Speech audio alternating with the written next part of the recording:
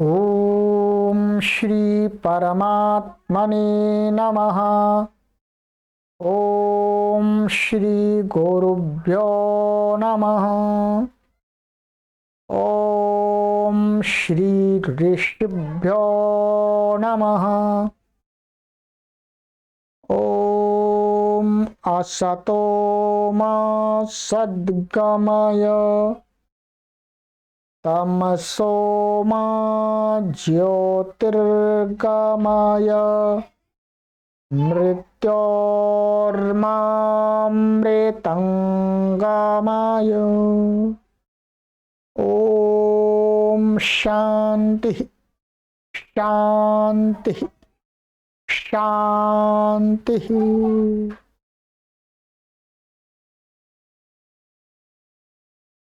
सर्वेभ्यो नमः। सभी को सादर नमस्ते। देववाणी संस्कृतम यूट्यूब चैनल में आप सभी का हार्दिक अभिनंदन है। विशुद्ध रामायण कथा में आज हम कक्षा 2 को पढ़ने जा रहे हैं। एक कक्षा को मैंने आपको पढ़ा दिया है और सभी कक्षाओं को क्रमानुसार देखने के लिए आप सभी की सुविधा के लिए हमने प्लेलिस्ट में एक कॉलम बना दिया है, विशुद्ध रामायण। ठीक है, विशुद्ध रामायण में एक कॉलम बना दिया है, उसमें आप देख सकते हैं सभी कक्षाओं को क्रमानुसार, जब चाहें तब अपनी सुविधा के अनुसार। चलिएगा मित्रों, और आप सभी से निवेदन करता हूं कि आप इस विशुद्ध रामायण की कक्षा को अधिक से अधिक लोगों तक शेयर करके पहुंचाएं, जिससे लोगों को भगवान श्री राम जी और भगवान श्री राम के काल के अन्य जो पात्र हैं उनके विषय में सही सही जानकारी प्राप्त हो सके। ठीक है, चलिएगा मित्रों, ये है आपकी वाल्मीकि रामायण। इसका हम पढ़ेंगे इसको। ठीक है, गत कक्षा में मैंने आपको कुछ प्रश्नों के समाधान किए थे। ठीक है, अभी और कुछ प्रश्न हैं, फिर उसके बाद में हम आगे चलेंगे।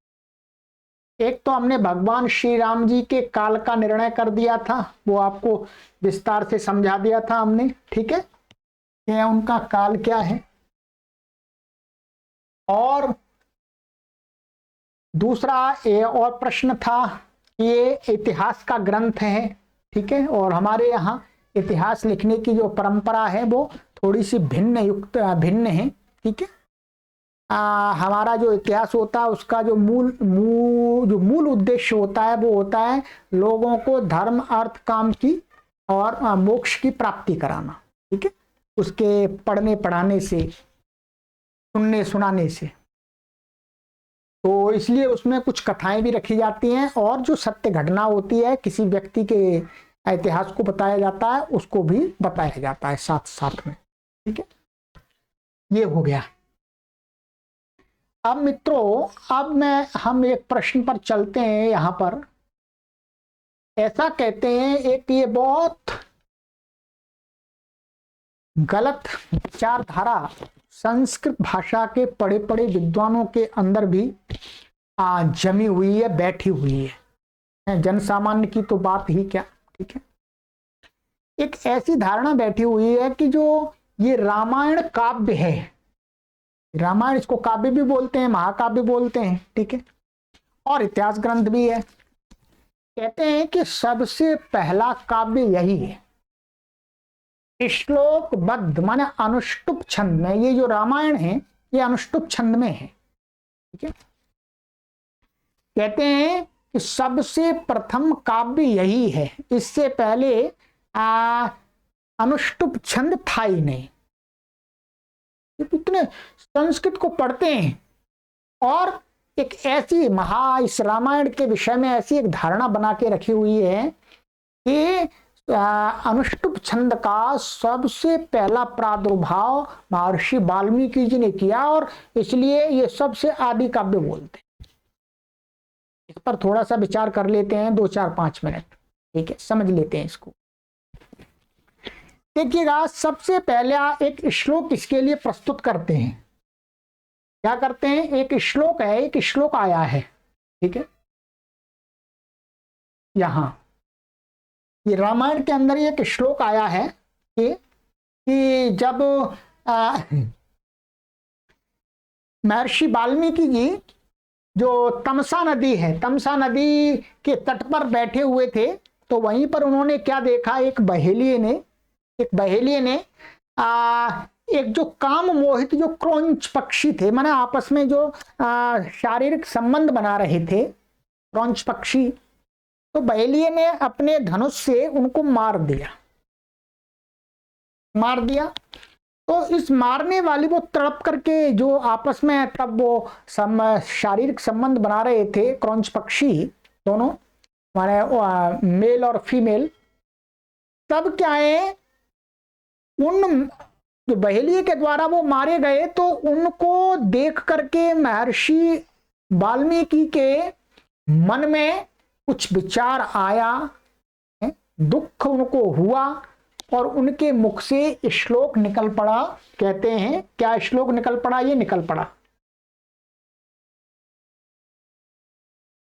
मां निषाद प्रतिष्ठाम त्वमगमः शाश्वती समाह यत् क्रौंच मिथुनाद एकमवधि काम मोहितम। ठीक है, इसमें से एक को मार दिया था, दो में से एक को मारा था कि हे निषाद, निषाद मन बहेलिये को कह रहे हैं, हे निषाद, तू कभी भी संसार में प्रतिष्ठा को प्राप्त नहीं होगा। तूने जो काम मोहित जो क्रौंच जोड़ा था उसमें से एक को अवधि मार दिया, तो बहुत गलत बात है। ठीक है, तो कहते हैं ये श्लोक सबसे पहले निकला वो उनके मुख से, तब से अनुष्टुप छंद में काव्य का निर्माण हुआ। ये रामायण काव्य अनुष्टुप छंद में ही है। ये एक बहुत बड़ा अंधविश्वास है, और हमको दुख तब होता है कि जन सामान्य इस अंधविश्वास के जाल में फंस जाए तो कोई बात नहीं है, परंतु संस्कृत के विद्वान फंसे हुए हैं। वो भी अपनी मानसिकता को इस प्रकार से बना लिया है कि सबसे पहले अनुष्टुप छंदों में लिखित ग्रंथ ये रामायण ही है। ये बिल्कुल गलत धारणा है। अभी मैं बता देता हूं आपको। देखिएगा, जो वेद है, वेद रामायण से पुराने हैं, प्राचीन है। हर कोई मानता है, मैं नहीं मानता, सब आप भी मानते हैं। ठीक है, और महर्षि मनु के द्वारा लिखित मनुस्मृति भी रामायण से प्राचीन है। क्या? क्योंकि रामायण के अंदर ऐसे प्रसंग आएंगे जहां पर मनु की शिक्षाओं को बताया गया है? तो मनुस्मृति भी प्राचीन है। ध्यान दीजिएगा, तर्क लगाइएगा, बुद्धि लगाइएगा, विचार कीजिएगा विवेक पूर्वक। ठीक है, समाधान आपको अपने आप मिलेगा। आपके अंदर जो मेरे अंदर भी गलत धारणाएं थी वो दूर हुई हैं, तब विचार और चिंतन और विवेक से, तर्क से। तो जो लोग इस प्रकार से मानते हैं उनसे मेरा यही निवेदन है कि आप इस बात को भूल जाइएगा। ये आदि काव्य है, आदि काव्य नहीं। आदि काव्य है, परंतु आदि का आप जैसा अर्थ करते हैं वैसा अर्थ नहीं होता आदि का। आदि का अर्थ भी बता दूंगा मैं। अब देखिएगा ये श्लोक, ठीक है, ये देखिएगा, ये एक ऋग्वेद का मंत्र है। ऋग्वेद का मंत्र मैं आपको दे रहा हूं, इसी मनुस्मृति में से मैं आपको बता रहा हूं। ठीक है, ये ऋग्वेद के 6वें मंडल का 75वें सूक्त का 16वां मंत्र है। क्या मंत्र है ये? अवशिष्टा परापता शरव्ये ब्रह्म संशिते गच्छामित्रान् प्रपद्यस्व मामेषां तम चानोच्छिषः। ये मंत्र है, ये श्लोक नहीं है, मंत्र है। ये अनुष्टुप छंद में देख लीजिएगा। अनुष्टुप छंद में क्या होता है, जो अनुष्टुप छंद का लक्षण है उसमें क्या है, एक पाद में 8 स्वर होते हैं, 8 अक्षर होते हैं। गिन लीजिएगा इसमें 1 2 3 4 5 6 7 8, एक पाद हो गया। 1 2 3 4 5 6 7 8, दूसरा पाद हो गया। 1 2 3 4 5 6 7 8, तीसरा पाद हो गया। 1 2 3 4 5 6 7 8, चौथा पाद हो गया। जब महर्षि वाल्मीकि से पहले यदि अनुष्टुप छंद नहीं था तो अनुष्टुप छंद ये वेद में कहां से आ गया, ऋग्वेद के अंदर। ऋग्वेद तो सबसे पहला वेद है। वैसे तो ऐसा सभी मानते हैं कि अनादि है, परंतु यदि हम आजकल के आधुनिक भाषाविद की दृष्टि से भी देखें तो सभी मानते हैं कि संसार की सबसे प्राचीनतम पुस्तक कौन सी है, ऋग्वेद। और ऋग्वेद का ही मैं दिखा रहा हूं, ऋग्वेद अनुष्टुप छंद है। बात सही नहीं है, बिल्कुल गलत है कि महर्षि वाल्मीकि के समय से ही अनुष्टुप छंद का प्रचलन हुआ है, उन्होंने आरंभ किया, उनके मुख से ही अचानक अनुष्टुप छंद निकल गया है, बिना सोचे विचारे तभी से अनुष्टुप छंद चल पड़ा। ये गलत बात है। एक छंद की विद्या तो प्राचीन है, रामायण काल से काफी प्राचीन है। रामायण काल के भगवान श्री राम जी, हनुमान जी, लक्ष्मण जी, भरत जी, शत्रुघ्न आदि सभी लोग गुरुकुल में इस छंद विद्या को पढ़ते थे। अनुष्टुप छंद तो वो भी जानते थे। तो महर्षि वाल्मीकि जी ने कहां से सबसे पहले अनुष्टुप छंद निकाला? नहीं निकाला। ये तो मैंने वेद का, ये कैसे तो आपको हजारों प्रमाण दिए जा सकते हैं, परंतु हजारों देंगे नहीं, क्या कोई उसका प्रयोजन, आप स्वयं ढूंढिएगा। इसके अलावा मनुस्मृति है, मनुस्मृति है। ये मनुस्मृति बहुत प्राचीन है, वेद के तो बाद की है, परंतु रामायण महाभारत आदि जो भी आपके ग्रंथ हैं उनसे प्राचीन है, उनसे प्राचीन है। इस मनुस्मृति के अंदर न जाने कितने अनुष्टुप श्लोक हैं अनुष्टुप छंद में। मैं दिखाता हूं आपको, आ जाइएगा, देखिएगा। ये पहला अध्याय है मनुस्मृति का, ध्यान दीजिएगा। क्या है? ये पहला अध्याय मनुस्मृति का। मनुस्मृति के पहले अध्याय का तीसरा श्लोक देख लीजिएगा। तीसरा श्लोक क्या है? त्वमेको ह्यस्य सर्वस्य विधानस्य स्वयंभुवः अचिन्त्यस्य प्रमेयस्य कार्यतत्त्वार्थवित् प्रभो। अब देखिए 8 इसमें भी, 8 इसमें भी, 8 इसमें भी, 8 इसमें भी अनुष्टुप छंद है। ये मनुस्मृति के प्रथम अध्याय का तीसरा श्लोक है, आप देख लीजिएगा। मैं गिन के बता देता हूं, चलिए।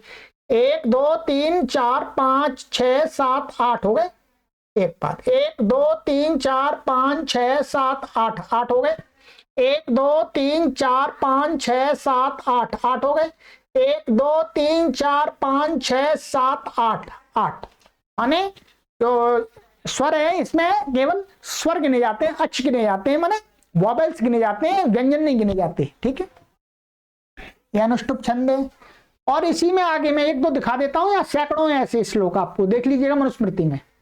इसी के आगे चौथा श्लोक भी अनुष्टुप में ही है। तैः पृष्टस्तथा सम्यगमितौजा महात्मभिः प्रत्युवाचार्य तान् सर्वान् महर्षीन् श्रूयतामिति। ये भी अनुष्टुप छंद गिन लीजिएगा। 1 2 3 4 5 6 7 8, यहां तक हो गए। 1 2 3 4 5 6 7 8 हो गए। 1 2 3 4 5 6 7 8 हो गए। 1 2 3 4 5 6 7 8 हो गए। अनुष्टुप छंद ये भी है। तो सबसे पहले आज से ये धारणा निकाल दीजिएगा, इससे पहले अनुष्टुप छंद था ही नहीं। अरे भाई, अनुष्टुप छंद में तो ये लिखे गए। दूसरा, आदि काव्य। क्या? आदि काव्य। लोगों क्या, आदि शब्द का लोक में बाहुल्य से, अधिकता से किस अर्थ में प्रयोग करते हैं? आदि माने माने आरंभ और सबसे पहला, ऐसा करते हैं। ठीक है, परंतु आदि शब्द के कई अर्थ होते हैं। केवल आदि माने पहला ही अर्थ नहीं होता है। आदि शब्द के संस्कृत भाषा में कई अर्थ होते हैं। कौन कौन से अर्थ होते हैं मैं आपको बता देता हूं। मैंने आपको देखिएगा, ये है आदि शब्द। आदि शब्द आप देख लीजिएगा, कोश के अंदर भी देख सकते हैं आप। आदि शब्द का अर्थ होता है प्रथम भी होता है, प्रथम भी होता है, मुख्य भी होता है, प्रधान भी होता है। हाँ, इसको ये मान सकते हैं कि ये मुख्य काव्य है। मुख्य काव्य कहने से ये सबसे पहला काव्य नहीं हो जाता, ध्यान रखेंगे। भगवान श्री राम जी के काल में भी काव्य थे, वर्तमान में हमें नहीं मिलते हैं, अलग बात है। वर्तमान में इसलिए नहीं मिलते हैं क्योंकि हजारों वर्ष तक यहाँ गुलाम रहे हम।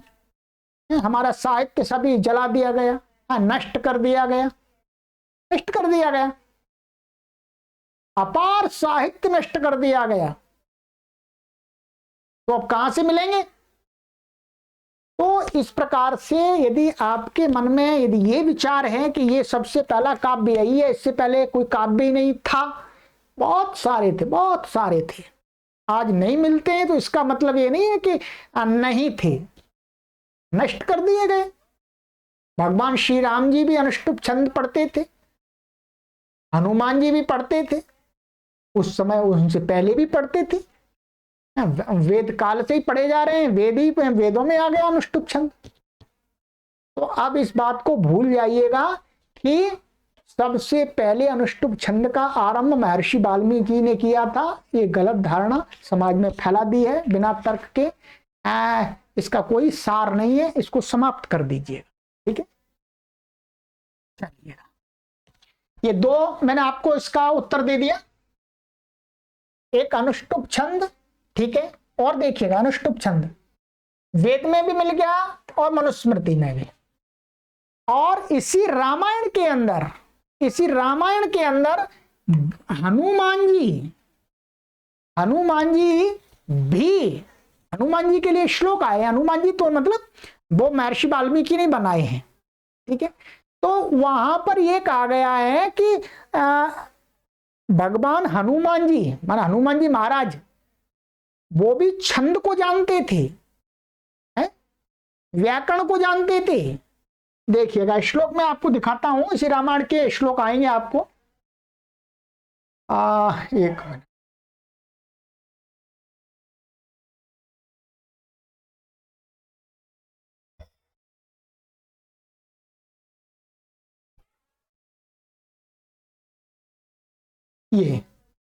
ये रामायण के श्लोक हैं, किष्किंधा कांड सर्ग 3, ठीक है।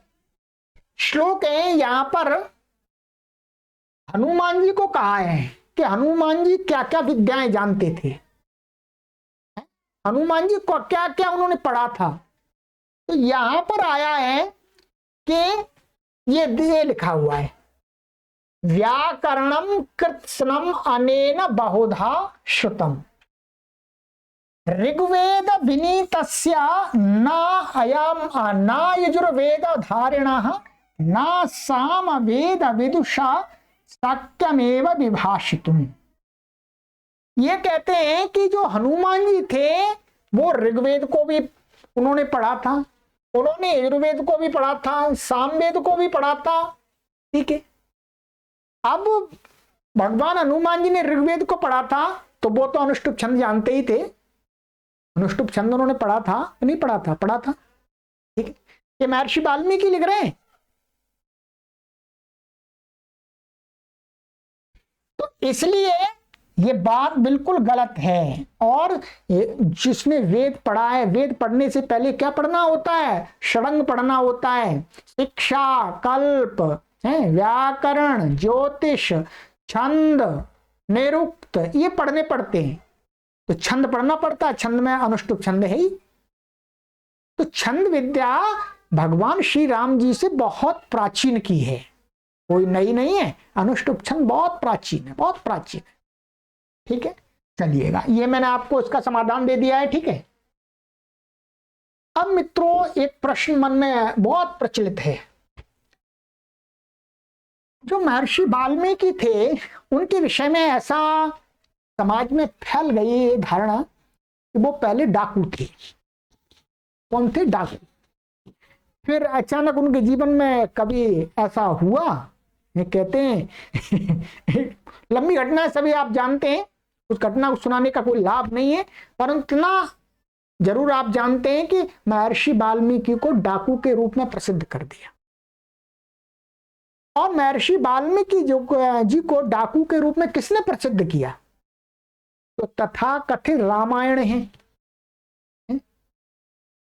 जो प्रक्षिप्त जिनमें दिए हुए हैं, और जो सीरियल चला, रामायण सीरियल जो चला था, उसने रामायण के इतिहास को बहुत गलत प्रस्तुत किया। इस बात को आप बहुत लोग मेरा विरोध कर सकते हैं। उस रामायण सीरियल वाले व्यक्ति को चाहिए था कि पहले रामायण को अच्छी प्रकार से पढ़ते, उसके अंदर जो मिलावटी बातें थी उनको निकालते, उसके बाद में सीरियल बनाते। परंतु क्या हुआ? परिश्रम तो कोई करना नहीं चाहते, जैसी उनको मिली वैसी समाज में उन्होंने फैला दी। अब टीवी सबने देख ली, सीरियल सबने देख लिया, और सीरियल में ये उजुल फुजुल की बातें भी बता दी गई हैं। महर्षि वाल्मीकि जी को डाकू रूप में प्रस्तुत कर दिया। तो ये बहुत बड़ी गलत बात है। महर्षि वाल्मीकि जी कोई डाकू नहीं थे, वो एक बहुत श्रेष्ठ व्यक्ति थे, और इस बात को महर्षि वाल्मीकि जी ने स्वयं कहा है, स्वयं कहा है। आ जाइएगा, आपको दिखाते हैं। महर्षि वाल्मीकि जी कहते हैं, मैं प्रचेतस मुनि, माने प्रचेत उस समय के प्रचेतस कोई मुनि थे अच्छे श्रेष्ठ, उनके 10वें पुत्र थे वो कौन थे? 10वें पुत्र। इसके लिए श्लोक देखिएगा, श्लोक मैं बताता हूं, रामायण के अंदर ही आएगा। ये कहा है इन्होंने, ठीक है। जब सीता जी का बोलते हैं कि सीता जी जब वहां से आई तो वहां उन्होंने कहा था, जब अयोध्या में, प्रचेतसो हम 10मः पुत्रो राघव नंदना मनसा कर्मणा वाचा भूतपूर्वम न किल्बिषम। क्या कह रहे हैं? मैं प्रचेतस मुनि का 10वां पुत्र हूं, मैंने मन वचन और कर्म से कभी पापाचरण नहीं किया है। अब बताइएगा, वो पहले डाकू होते तो ऐसे क्यों कहते? भाई डाकू जो होते हैं वो तो गलत कार्य करते हैं।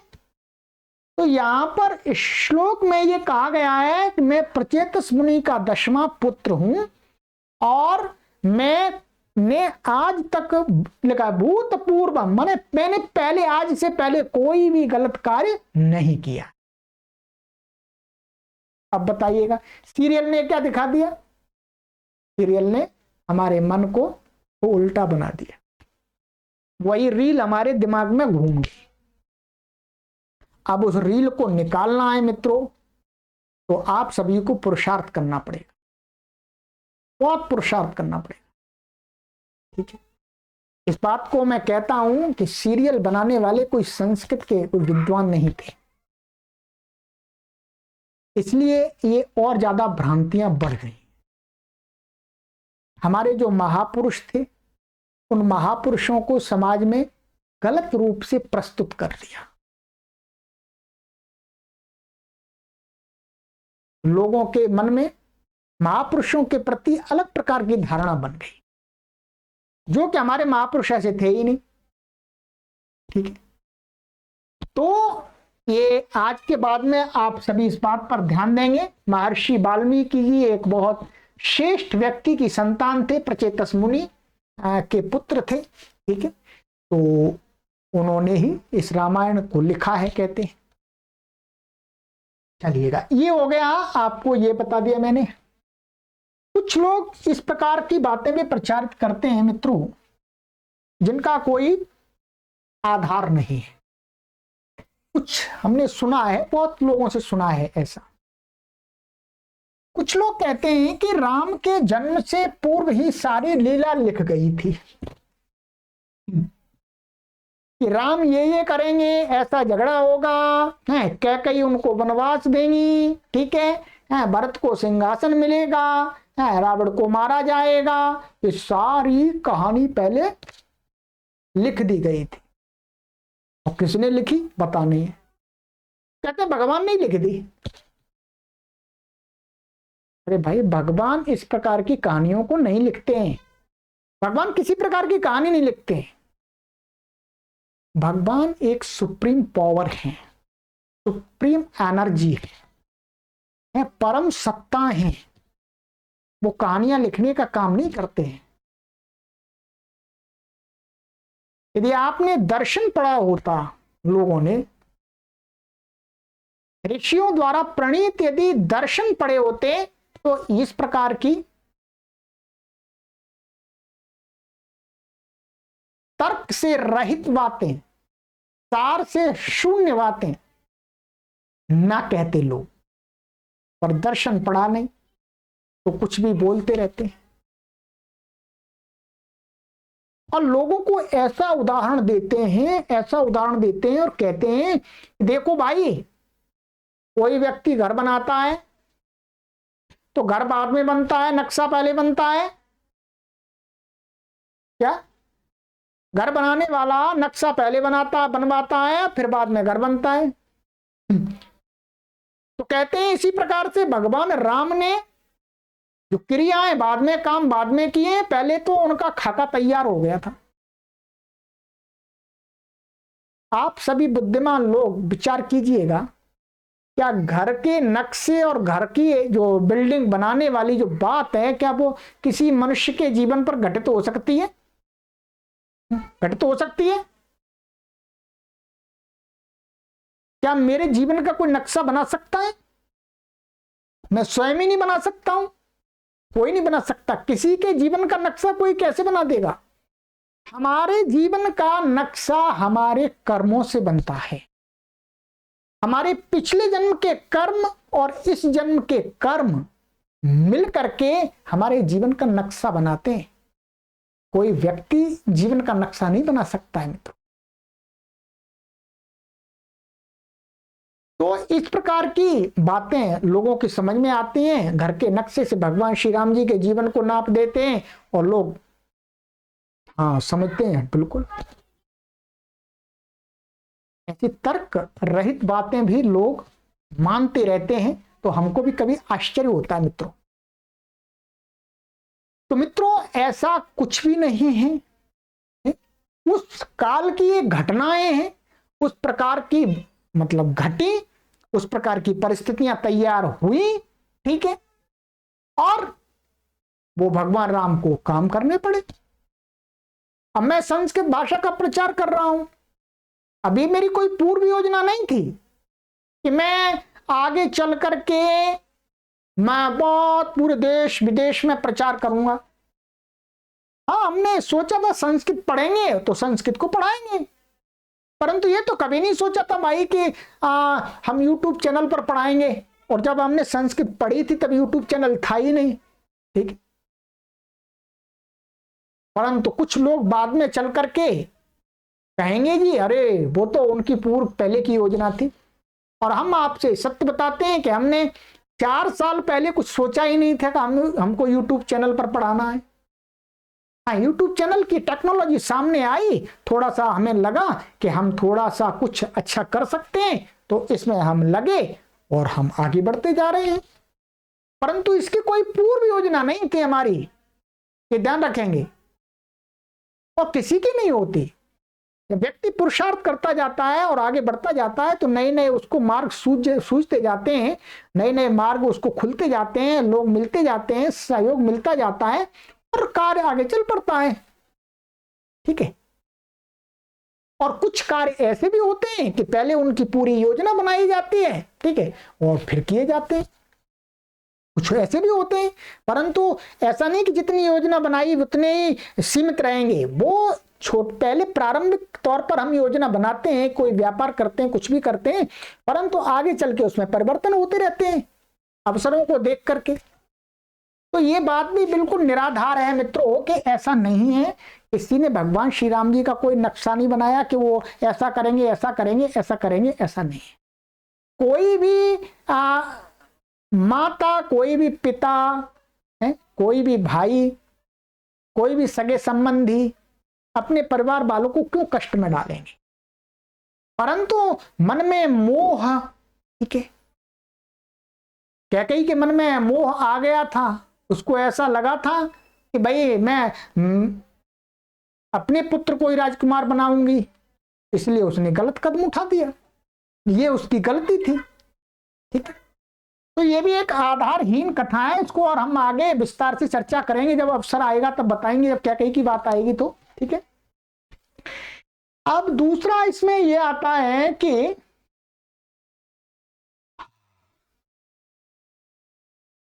पहले रामायण अथवा महाभारत, इसकी बात हमने पिछली कक्षा में थोड़ी बता दी थी।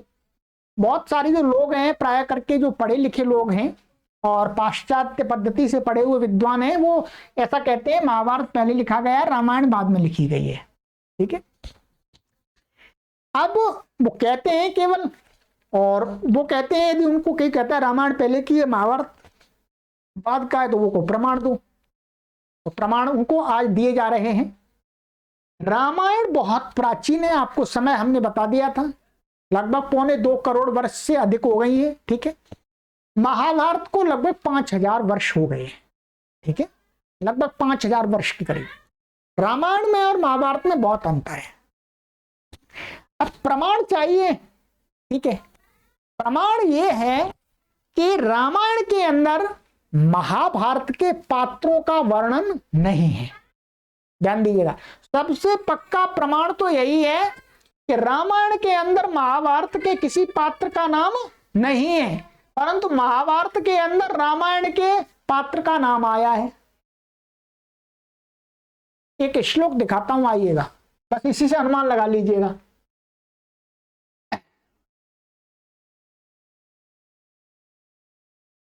ये एक श्लोक है, देखिएगा, ये महाभारत में आया है, आप देखेंगे, मैं आपको जूम कर देता हूं, चलिए दिखेगा आपको। ये महाभारत का श्लोक है, द्रोण पर्व का है, 146 में 43 में अध्याय के 67 और 68वां श्लोक है, ठीक है। क्या श्लोक है? अपि चायं पुरा गीतः श्लोको वाल्मीकिना भुवि न हन्तव्या स्त्रिया इति यद्ब्रवीषि प्लवंगमम् सर्वकालं मनुष्येण व्यवसायवता सदा पीडाकरामित्राणां यत् स्यात् कर्तव्यमेव तत्। बस कुछ भी नहीं देखना, श्लोक का अर्थ भी आपको कुछ नहीं देखना। ये महाभारत में महर्षि वाल्मीकि जी का नाम आया है, इसका मतलब महर्षि वाल्मीकि जी पहले हुए हैं। वाल्मीकि जी आ गए हैं महाभारत में है। रामायण के अंदर अर्जुन का नाम नहीं आया, कृष्ण का नाम नहीं आया, भीष्म का नाम नहीं आया, धृतराष्ट्र का नाम नहीं आया, युधिष्ठिर का नाम नहीं आया, है? किसी का नाम नहीं आया। इसका मतलब रामायण पहले की है, महाभारत में वाल्मीकि का नाम आ रहा है, तो महाभारत है बाद का। तो अब आप समझ जाइएगा, एक प्रमाण काफी है, और भी बहुत सारे प्रमाण आपको दिए जा सकते हैं, परंतु देने की कोई आवश्यकता हमको प्रतीत नहीं होती है, ठीक है। ये हो गया आपका, ये क्लियर कर दिया मैंने, ठीक है, कि रामायण है वो क्या है आपकी, आप महाभारत काल से प्राचीन है, ठीक है। यहां पर इन्होंने ही लिखा है, इनकी बात को ही मैंने बताया है, ठीक है। यहाँ लिखा है पहले रामायण अथवा महाभारत, पहले कौन सा ग्रंथ लिखा गया, रामायण अथवा महाभारत। पाश्चात्य लेखकों ने लिखा है कि पहले महाभारत लिखी गई, फिर महाभारत के रामोपाख्यान के आधार पर, एक महाभारत में रामोपाख्यान, राम का एक वो आता है, उपाख्यान आता है, उसके आधार पर क्या है वाल्मीकि रामायण की रचना हुई। यह धारणा भी सर्वथा मिथ्या, निर्मूल, निराधार एवं कपोल कल्पित है, जैसा कि हम ऊपर सिद्ध कर चुके हैं रामायण बहुत प्राचीन रचना है, अतः इसकी महाभारत से बहुत पहले ही रचना हो चुकी थी। यदि रामायण महाभारत के बाद की रचना होती तो इसमें श्री कृष्ण, भीम, अर्जुन, व्यास का उल्लेख होता, परंतु ऐसा है ही नहीं। भाई ये तो कोई कितना भी मंद बुद्धि वाला व्यक्ति होगा इन बातों को समझ सकता है, पर बड़े बड़े विद्वान नहीं समझ रहे, वो समझना चाहते ही नहीं है। वो जबरदस्ती समाज पर थोपना चाहते हैं जी महाभारत पहले का है, रामायण बाद की है, हम जो कह रहे हैं उसको मानो, तर्क को छोड़ो। तो कैसे मान सकते? नहीं मान सकते। हाँ, इसके विपरीत तो है। महाभारत में महर्षि वाल्मीकि के नाम से एक श्लोक प्रायः शब्दशः उद्धृत किया गया है। देखिएगा इस पुस्तक का पृष्ठ 518, जो मैंने आपको श्लोक दिखाया उसी की बात कर रहे हैं। ठीक है, चलिएगा, बस इतना काफी है। ठीक है, तो ये आपका प्रश्न हल हो गया कि रामायण पहले की है कि महाभारत। तो आपको बोलना है कि महाभारत बाद का है, रामायण बहुत पहले की है। ठीक है, आइएगा कुछ और भी शंकाएं ये अगली कक्षा में करेंगे। सीता माता का परित्याग, भूमि से सीता माता का जन्म, ऐसा एक बहुत गलत धारणा फैला दी है। बहुत ही जो हमारे लिए सीता एक माता का स्वरूप है, वो देवी का स्वरूप है, और हमने उनके जन्म की कल्पना बहुत गलत ढंग से प्रस्तुत कर दी समाज में, बहुत गलत ढंग से। और सीता माता का परित्याग की जो घटना है वो भी बहुत ही गलत है, झूठी है पूरी। इस रामायण को आप पढ़ेंगे तो इसमें आपको ज्ञात हो जाएगा कि पूरी कल्पित कथा जैसी गढ़ दी है लोगों ने। और एक शंभुक वध की भी कथा आती है, ये भी काल्पनिक है। ठीक है, चलिएगा, तो अब हम आगे की कक्षा में मिलेंगे, क्योंकि हम थोड़ा थोड़ा पढ़ेंगे। सभी लोग आपको स्वाध्याय भी करना है अपना। ठीक है, और इनको वीडियोज को देखते भी रहना है आपको। ठीक है, ये चलिएगा। और इसके अंदर वाल्मीकि रामायण के अंदर वर्तमान में 7 कांड दिखाए जाते हैं, तो उनकी चर्चा आगे करेंगे कि उसमें से कुछ कांड प्रक्षिप्त भी हैं जिनका वाल्मीकि जी ने निर्माण नहीं किया है। चलिएगा, आगे की कक्षा में मिलते हैं, और आपसे यही निवेदन करेंगे कि आप इन वीडियोज को अधिक से अधिक शेयर करके सही जानकारी को लोगों तक पहुंचाएं। जो लोगों के अंदर गलत धारणाएं बन चुकी हैं, चाहे सीरियल के माध्यम से, चाहे जो गलत रामायण छप रही हैं उनके माध्यम से, उनके स्वाध्याय के माध्यम से, अथवा कर्ण परंपरा से गलत बातों को सुनने के कारण से, तो वो दूर हो सके और हम अपने महापुरुषों का यश और उनकी कीर्ति उस समाज में सही रूप में स्थापित कर सकें, वो हमारे आदर्श बने रहें, हम उनके बताए हुए मार्ग पर चल सकें और अपने जीवन का कल्याण कर सकें। तदर्थ आप इतना ही सहयोग कीजिएगा कि शेयर करते रहिएगा। सर्वेभ्यो नमः, सभी को सादर नमस्ते।